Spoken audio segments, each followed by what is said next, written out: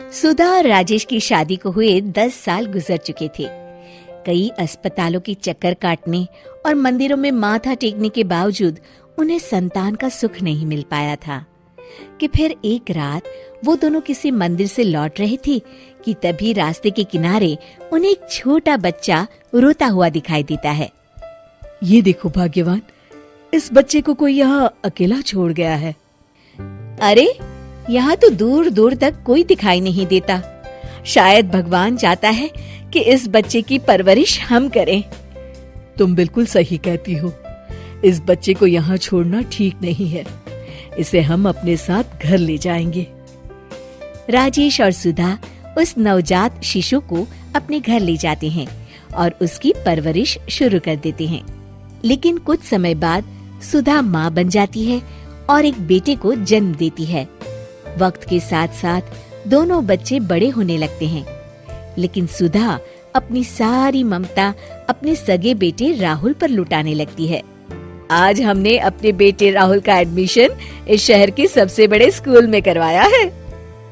और गोपाल, उसे कहाँ पढ़ाओगी? अरे वो पढ़ के क्या करेगा, उसका तो पढ़ाई में मन ही नहीं लगता, सारा दिन मस्ती करते रहता है। इसका एडमिशन करवा के तो सिर्फ पैसों की बर्बादी ही होगी।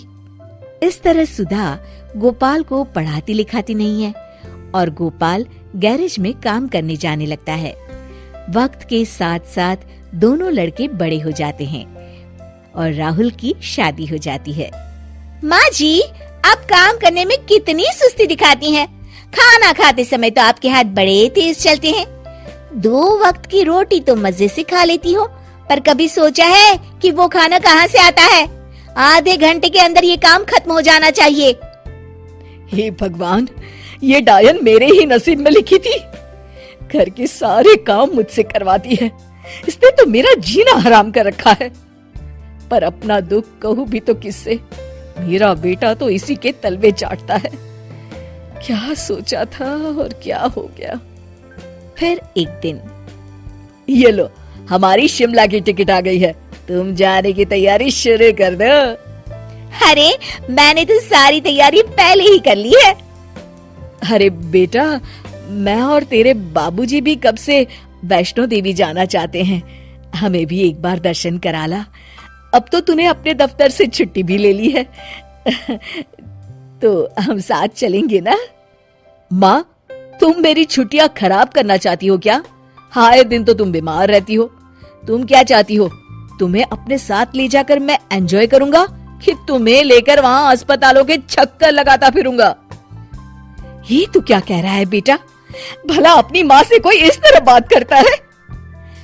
अरे वाह माँ जी, उम्र हो चली है और घूमने फिरने का शौक अभी तक गया नहीं। बेकार की बातें करके हमारा मूड खराब मत करिए।